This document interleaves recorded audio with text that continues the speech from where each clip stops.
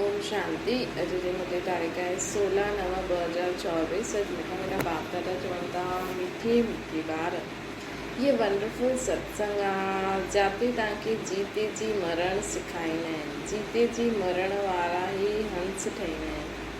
प्रश्न आहे तव्हां ॿारनि खे हाणे कहिड़ी हिकु फिक्रात आहे? उत्तर आहे असां विनाश खां पहिरियों संपन्न असांखे ठहिणो आहे। जो ॿार ज्ञान योग में मजबूत हूंदा आहिनि उन्हनि खे मनुष्य खां देवता ठाहिण जी हॉबी हूंदी आहे।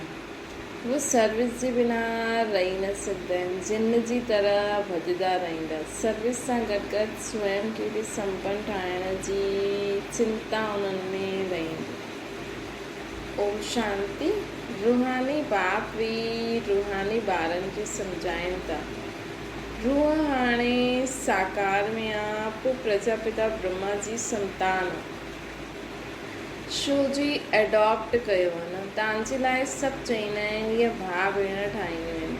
ॿारनि खे बाप सम्झाए अथई असल में तव्हां आत्मा आहियो, सभु भाउ भाउ आहियो। हाणे नई सृष्टि थींदी आहे त पहिरियों ब्रह्मण चोटी खपे। तव्हां शूद्र हुयो, हाणे ट्रांसफर थियो था न।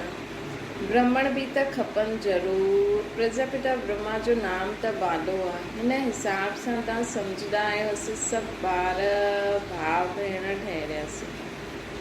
जो बि पंहिंजे खे ब्रह्मा कुमार कुमारी कहलाईंदा आहिनि उहे ज़रूरु भाउ भेण ठहिरिया न।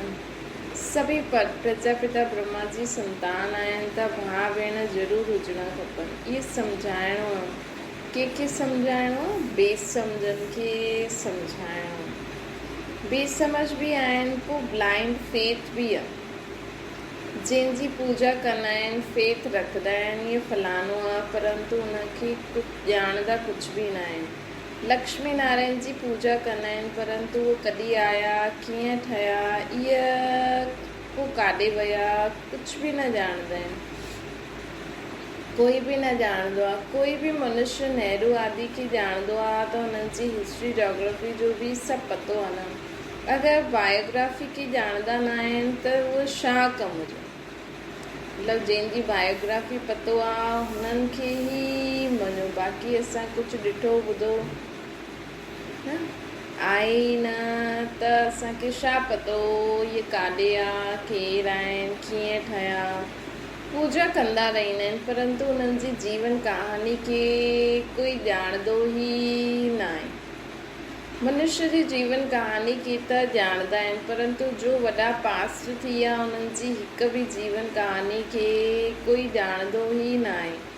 शिव जा एतिरा ढेर पुजारी आहिनि, पूजा कंदा रहंदा आहिनि, पोइ मुख सां चई ॾींदा आहिनि उहो त पथर पितर में आहे, कण कण में आहे। छा इहा जीवन कहानी ठहरी? इहा त अकल जी ॻाल्हि न आहे। पंहिंजे खे बि पतित चईंदा आहिनि। पतित अक्षर जेतिरो केतिरो फिट आहे। पतित माना विकारी। तव्हां सम्झाए सघंदा आहियो ब्रह्मा कुमार कुमारियूं छा कहलाईंदा आहिनि, छो कहलाईंदा आहियूं? छो जी ब्रह्मा जी औलाद आहियूं, एडॉप्टेड आहियूं। असां कुख वंशावली न आहियूं, असां सभु मुख वंशावली आहियूं। ब्रह्मण ब्रह्मणियूं त भाउ भेण ठहिरिया त उन्हनि जी आपस में क्रिमिनल आहे थी न सघे। ख़राबु ख़्यालात मुख्य आहे ई काम जो। तव्हां चईंदा आहियो सभु प्रजापिता ब्रह्मा जी संतान भाउ भेण ठहींदा आहियूं। तव्हां सम्झंदा आहियो सभु शिव बाबा जी संतान भाउ भाउ आहियूं। प्रजापिता ब्रह्मा जी संतान भाउ भेण आहियूं और शिव बाबा जी संतान आपस में भाउ भाउ आहियूं।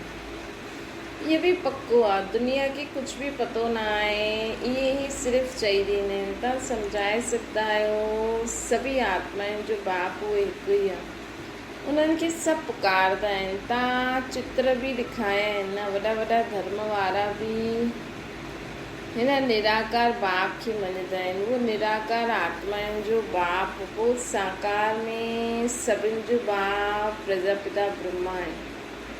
जंहिंसां ई पोइ वृद्धि खे पाईंदा रहंदा आहिनि। झाड़ वॾो थींदो रहंदो। भिन्न भिन्न धर्मनि में ईंदा वेंदा आहिनि। आत्मा त हिन शरीर सां न्यारी आहे न। शरीर खे ॾिसी करे चईंदा आहिनि हीअ अमेरिकन आहे, हीअ फलानो आहे। आत्मा खे त न चईंदा न, आत्मा त सभु शांति धाम जी रहण वारियूं आहिनि। हुतां खां हिते ईंदियूं आहिनि पाठ वॼाइण। तव्हां कोई बि धर्म वारनि खे ॿुधायो पुनर्जन्म त सभु वठंदा ई आहिनि, ऐं मथे खां बि नई आत्मायूं ईंदी रहंदियूं आहिनि। त बाप सम्झाईंदा आहिनि तव्हां बि मनुष्यनि खे ई, मनुष्यनि जी त सृष्टि जी आदि मध्य, मनुष्यनि खे त सृष्टि जी आदि मध्य अंत जो मालूम हुजणो खपे न। बाबा चईंदा आहिनि कि तव्हां कोई बि धर्म वारे खे ॿुधायो कि पुनर्जन्म त वठंदा ई आहिनि सभु, तॾहिं त पॉपुलेशन वधे थी न, है न। अगरि जेतिरी आत्माएं शरीर छॾनि थियूं उहे मथे थी हली वञनि, त ओतिरी पॉपुलेशन त हिकु ॾींहं में घटि थियणी खपे। पोइ जो नई अचनि थियूं हुननि खे ऐड करो, है न। पोइ ॾिसो कीअं पॉपुलेशन वधे थी या घटे थी या ओतिरी ई रही, है न। अगरि जो आत्मायूं शरीर छॾनि थियूं उहो ई शरीर वठनि थियूं, ॿियो मथां नथी अचनि, त पॉपुलेशन ओतिरी हुजणी खपे। ऐं जो आत्मायूं मथे शरीर छॾे मथे हली थी वञनि त उन ॾींहुं उन्हनि खे त कटो, बाक़ी जो जन्म वठनि थियूं उन्हनि खे साइड में रखो, हिकु सेकेंड जे लाइ, हिकु मिंट जे लाइ साइड में रखो। जंहिं अॼु शरीर छॾियो हाणे ताईं, ओतिरी पॉपुलेशन त कट थियणी खपे न, उहो नयनि खे ऐड करो। त बाबा चवनि था त हुन जे हिसाब सां चेक करो, है न। अगरि जेतिरी जी ओतिरियूं आहिनि त मतिलबु उहो ई पुनर्जन्म वठनि थियूं, मथां खां किथे अचनि थियूं। मथां खां बि ईंदियूं आहिनि, ऐं जेका हेठि शरीर छॾंदा आहिनि उहो बि पुनर्जन्म वठंदियूं आहिनि, लेकिन ज़रूरी न आहे। छो जी हाणे अकाली मृत्यु थी वेंदी आहे न, त ज़रूरी न आहे कि हुन समय शरीर वठी पए, आत्मा खे भटकणो बि पवंदो आहे।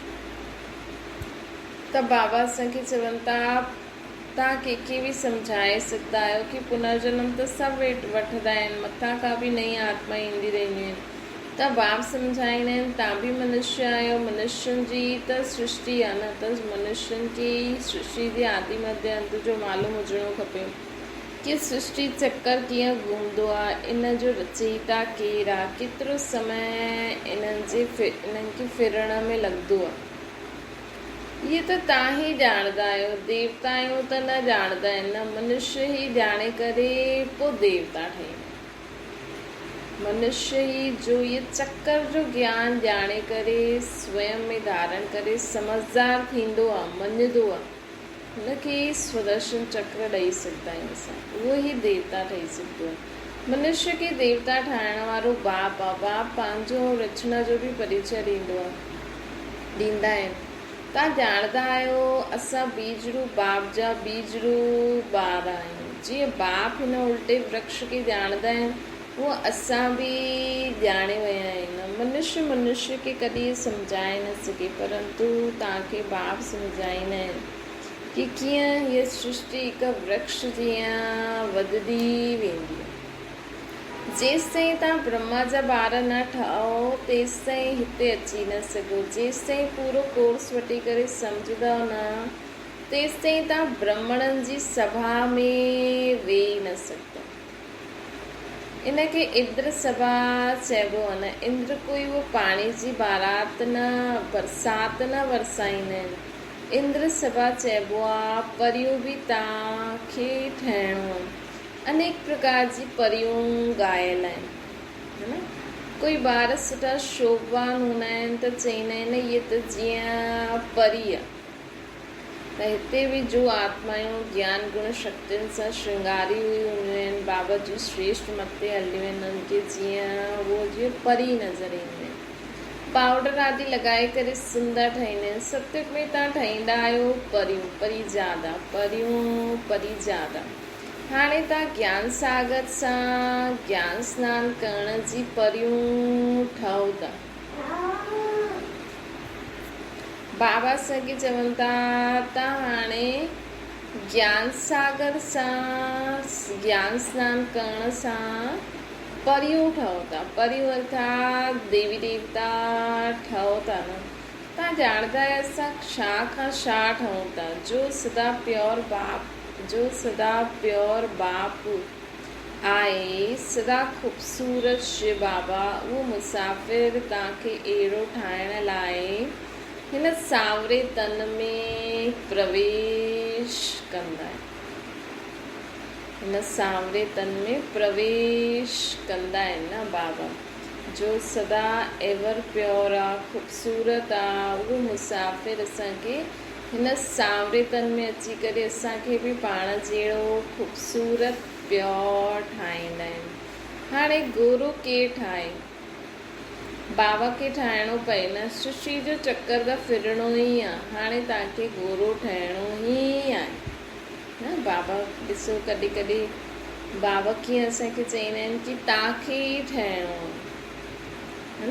भले ॿार आलस्य करनि, अलवेलो करनि, लेकिन बाबा चईंदा आहिनि विश्व जो महाराजा महारानी त तव्हांखे ई ठहिणो, विश्व जो पालनहार तव्हांखे ई ठहिणो, है न। त बाबा केॾो अथॉरिटी सां चईंदा आहिनि कि न, तव्हांखे ई ठहिणो, ॿियो कोई ठही न सघंदो, है न। ॿियो कोई बाबा खे, बाबा जे ज्ञान खे एतिरो पहचाने ई न सघंदो आहे त कीअं ठहींदो। त बाबा असांखे चवनि था कि गोरो त तव्हांखे ई ठहिणो आहे। पढ़ाइण वारो ज्ञान सागर हिकु ई बाप आहे। ज्ञान सागर, प्रेम जो सागर, हुन बाप जी जो महिमा ॻायल आहे, उहो लौकिक बाप जी थोरी थी सघंदी आहे, बेहद जे बाप जी ही महिमा आहे। उन्हनि खे सभु पुकारंदा आहिनि कि असांखे अहिड़ी महिमा वारो अची करे ठाहियो।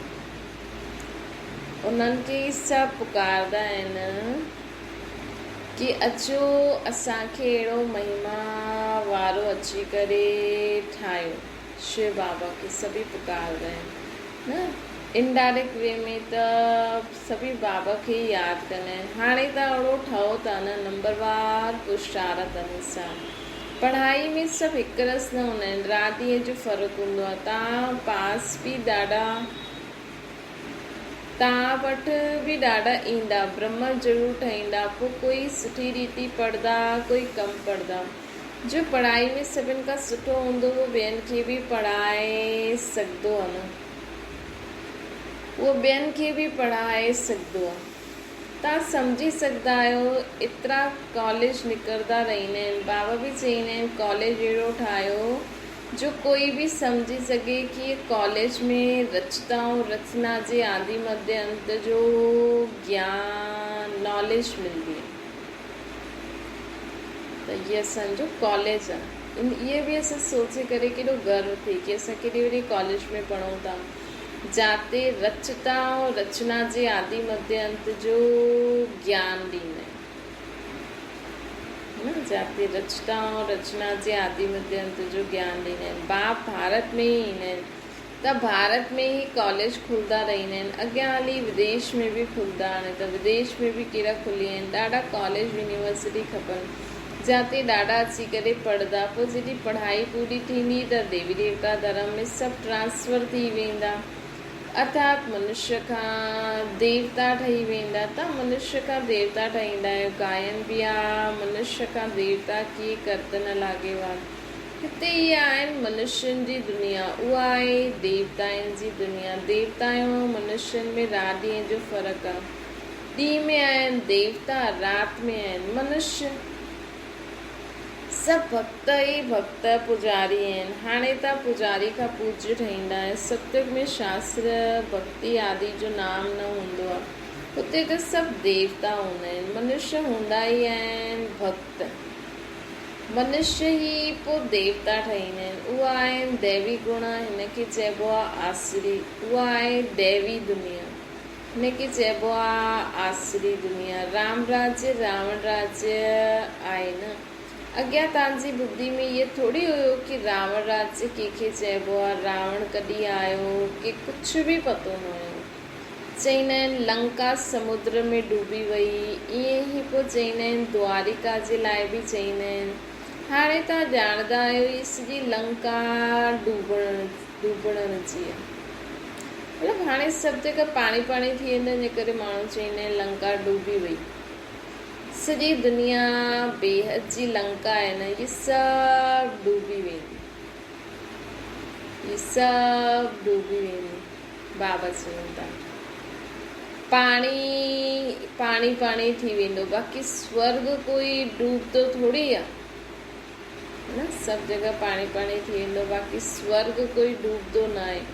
केतिरो अथाह धन रहंदो, अर्थात भारत भूमि कॾहिं बि डूबदी न आहे, हिते त पूरी दुनिया जो धन इकठो थींदो। बाबा सम्झाईंदा आहिनि हिकु ई सोमनाथ खे मुस्लिमनि केतिरो लूटे विया।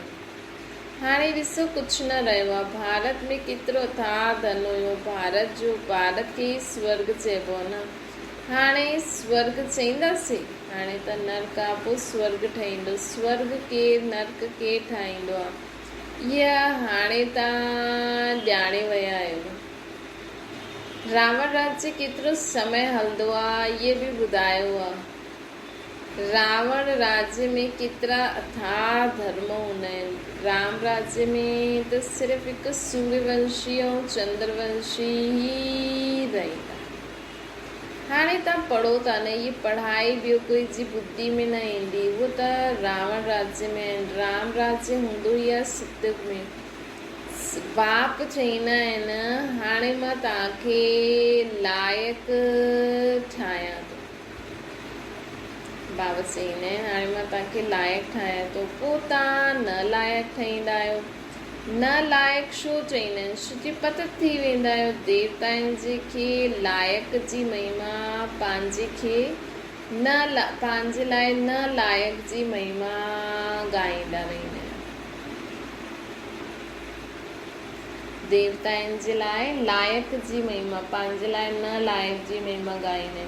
बाप सम्झाईंदा आहिनि तव्हां जॾहिं पूज्य हुयो त नई दुनिया हुई, ॾाढा थोरा मनुष्य हुया, सॼे विश्व जा तव्हां ई मालिक हुयो। हाणे तव्हांखे ख़ुशी ॾाढी थियणी खपे, भाउ भेण त ठहींदा आहियो न।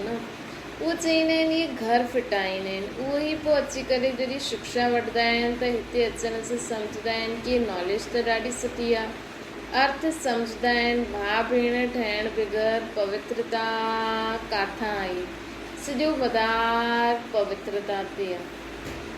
बाप ईंदा ई आहिनि मगध देश में, जो कि ॾाढो गिरो देश आहे, ॾाढो पतित आहे, खान पान बि ॾाढो गंदो आहे। छोकी सिंधी माण्हुनि में उन्हनि जे लाइ उन देश में ईंदा आहिनि न, हुतां जा माण्हू ॾाढा खाइण पीअण वारा, ॾाढी गंदी तरीक़े सां रहंदा आहिनि। बाप चईंदा आहिनि मां ॾाढे जन्मनि जे अंत वारे शरीर में प्रवेश कंदो आहियां। बाप चईंदा आहिनि मां ॾाढे अंत वारे जन्म वारे शरीर में प्रवेश कंदो आहियां। इहे ई आत्मा चरसी जन्म वठंदी आहे। Last so first, first show first so last. मिसाल त हिकु जो ई ॿुधाईंदासीं, बाबा चईंदा आहिनि मिसाल त हिकु जो ई ॿुधाईंदासीं न। तव्हांजी डिनाइस्टी ठहिण वारी आहे, जेतिरो सुठी रीति सम्झंदा वेंदा पोइ त तव्हां वटि ॾाढा ईंदा। हाणे इहे ॾाढो नंढो झाड़ आहे, तूफ़ान बि ॾाढा लॻंदा आहिनि। सतयुग में तूफ़ाननि जी ॻाल्हि न हूंदी आहे, मथे में इहे नई नई आत्मायूं ईंदी रहंदियूं आहिनि मथां खां। हिते तूफ़ान लॻंदियूं आहिनि ऐं किरी पईंदा आहिनि।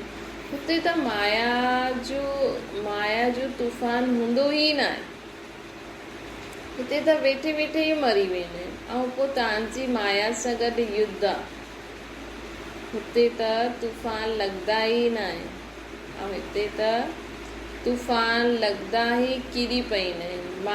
उते माया जो तूफ़ान हूंदो न आहे, हिते त वेठे वेठे मरी वेंदा आहिनि। पोइ तव्हांजी माया सां गॾु युद्ध आहे त उहो बि हैरान कंदी आहे न। सतयुग में इहे न हूंदा, ॿिया कोई धर्म में ईअं अहिड़ी ॻाल्हियूं न हूंदियूं। रावण राज्य ऐं राम राज्य खे ॿियो कोई सम्झंदो ई न आहे।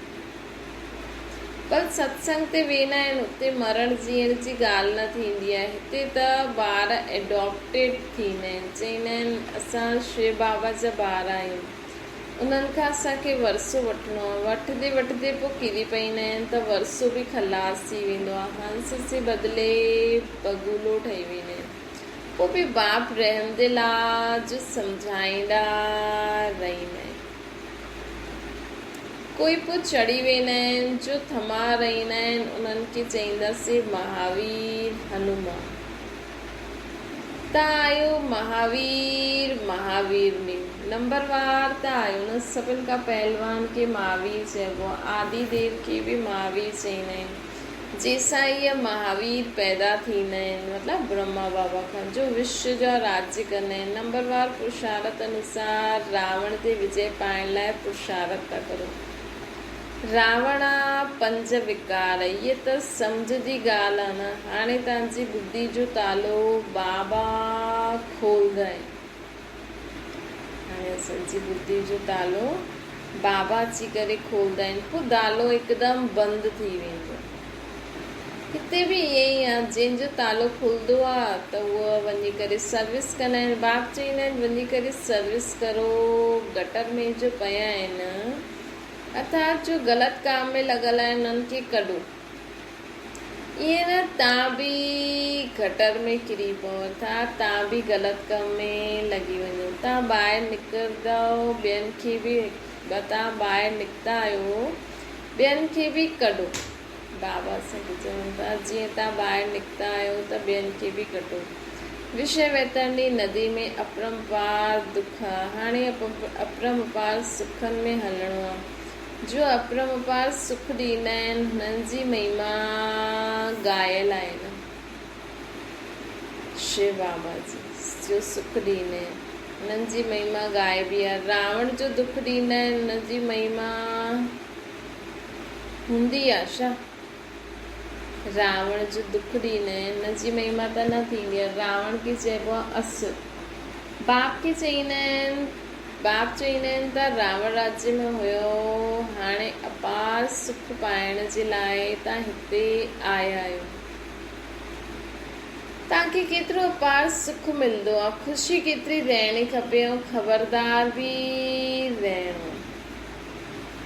असांजी ख़ुशी बि केतिरी थींदी आहे, ऐं ख़बरदार बि रहणो, मतिलबु अलर्ट बि रहणो।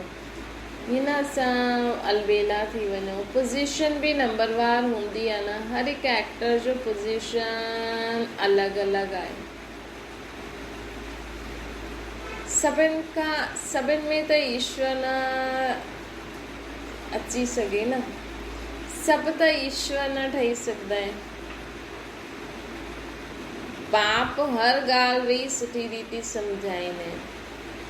ईश्वर त हिकु ई आहे, लेकिन ईश्वर जा गुण धारण करे केरु ईश्वर समान ठहींदो आहे, हुननि जा गुण धारण कंदा आहिनि, उहे बि नंबरवार आहिनि। त बाप खे ऐं रचना जे आदि मध्य अंत खे ॼाणे वेंदा आहिनि, जो नंबरवार पुरुषार्थ अनुसार। नंबरवार पढ़ाई में बि मार्क्स थींदा आहिनि। इहे बेहद जी पढ़ाई आहे, हिन में ॿारनि खे ॾाढो अटेंशन रहणो खपे, है न। इहे बेहद जी पढ़ाई आहे, हिन में ॿारनि खे ॾाढो अटेंशन रहणो खपे। पढ़ाई हिकु रोज़ बि मिस न थिए। असां स्टूडेंट आहियूं, गॉड फादर असांखे पढ़ाईंदा आहिनि, उहो नशो ॿारनि खे चढ़ो रहणो खपे। बाबा जी पढ़ाई असांखे बाबा परमधाम अची करे रोज़ पढ़ाईंदा आहिनि। ॾिसो हाणे बि ॿारनि खे अनुभव थिए थो त हाणे बि बाबा असांखे रोज़ पढ़ाइण ईंदा आहिनि। कीअं बि ईंदा आहिनि, हाणे हू त बाबा ॼाणे। भॻवान वाच सिर्फ़ु उन्हनि जे नाम जे बदिले श्री कृष्ण जो नाम विझी छॾियो अथनि। भूल सां श्री कृष्ण भॻवान वाच सम्झी वरितो आहे, छो जी श्री कृष्ण आहे नेक्स्ट टू गॉड। छो जी श्री कृष्ण आहे नेक्स्ट टू गॉड। त बाबा असांखे चवनि था स्वर्ग जो बाप स्थापना कंदा आहिनि, हुन में नंबर 1 इहो आहे न। ये ज्ञान हाणे असांखे मिलियो आहे। नंबरवार पुरुषार्थ अनुसार तव्हांजो बि कल्याण कंदा आहिनि बाबा। नंबरवार पुरुषार्थ अनुसार तव्हांजो बि बाबा कल्याण कंदा आहिनि। जो जेतिरो पुरुषार्थ कंदो उन अनुसार हुनजो कल्याण थींदो वेंदो। ऐं ॿियो जो बि कल्याण कंदा रहंदा आहिनि। नंबर वार पुरुषार्थ अनुसार पंहिंजो बि कल्याण कंदा आहिनि, ॿियनि जो बि कंदा रहंदा आहिनि। उन्हनि खे सर्विस बग़ैर सुख न ईंदो। जो ॿार बाबा जे मददगार हूंदा उन्हनि खे सर्विस बग़ैर सुख न ईंदो। तव्हां ॿार योग ऐं ज्ञान में मज़बूत थी वेंदा आहियो त कमु ईअं कंदा आहियो जीअं जिन मिस। जॾहिं असां ज्ञान योग में मज़बूत थी वेंदा आहियूं न त असां कमु ईअं कंदा आहियूं जीअं जिन मिस। मनुष्य खे देवता ठाहिण जी हॉबी लॻी वेंदी आहे। हाणे असांखे मनुष्य खां देवता ठाहिण जी हॉबी हुजणी खपे। बसि दिलि में इहो हुजणो खपे कि सभी परिवर्तन थी वञनि, सभिनि जा गुण संस्कार, सभिनि जा संस्कार स्वभाव परिवर्तन थी वञनि, सभिनि में बाबा जा गुणनि जी धारणा थींदी रहे, बाबा जो परिचय मिले, सभु बाबा खे निराकार रूप में यादि करनि, पंहिंजे खे आत्मा सम्झी करे।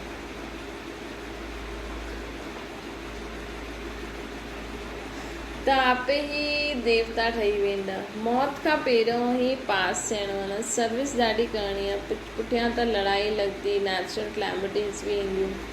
अच्छा मीठी मीठी सिकिल ते ॿारनि प्रति माता पिता बाप दादा जो यादि प्यार ऐं गुड मॉर्निंग। रूहानी बाप जी सभिनि रूहानी ॿारनि खे नमस्ते।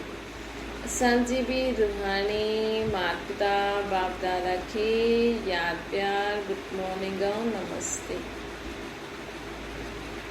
धारणा जे लाइ मुख्य सार लास्ट सो फर्स्ट वञण लाइ मावी ठही पुरुषार्थ करणो। लास्ट सो फर्स्ट अचण लाइ महावी ठही पुरुषार्थ करणो। माया जे तूफ़ान में हिलणो न आहे। बाप समान रहमदिल ठही मनुष्य जे बुद्धि जो तालो खोलण जी सेवा करो। मनुष्य खां बाप समान ठहियल रहमदिल ठही मनुष्य जी बुद्धि जो तालो खोलण जी सेवा असांखे करणी आहे। संकल्प करो विश्व जी सर्व आत्माउनि जी बुद्धि जो तालो खोलजंदो थो वञे। सभी आत्माऊं स्वच्छ शुद्ध थींदी थी वञनि। सभी आत्माऊं बाप खे पहचाने करे पावन थींदी थी वञनि। त हीअं असां हिकु हिकु सेकेंड बि संकल्प कंदासीं त केॾो असांखे सुठो सुठो अनुभव थींदो। असांजी आत्मा जी बि सफ़ाई थी वेंदी। ॿियो आहे ज्ञान सागर में रोज़ सनानु करे परिज़ादो ठहिणो आहे। हिकु ॾींहुं बि पढ़ाई मिस न करणी आहे। भॻवान जा असां स्टूडेंट आहियूं। हिन नशे में सदा असांखे रहणो कि असां कंहिंजा स्टूडेंट आहियूं। भॻवान जा असां स्टूडेंट आहियूं। भॻवान जा असां ॿार बि आहियूं, स्टूडेंट बि आहियूं ऐं फॉलोअर्स बि आहियूं। त रहमदिल ठही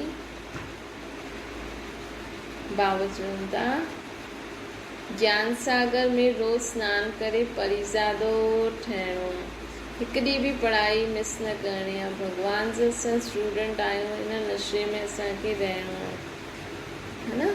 ऐं बाबा पहिरियों छा चई, रहमदिल ठही मनुष्यनि जो बुद्धि जो तालो खोलण जी सेवा करणी।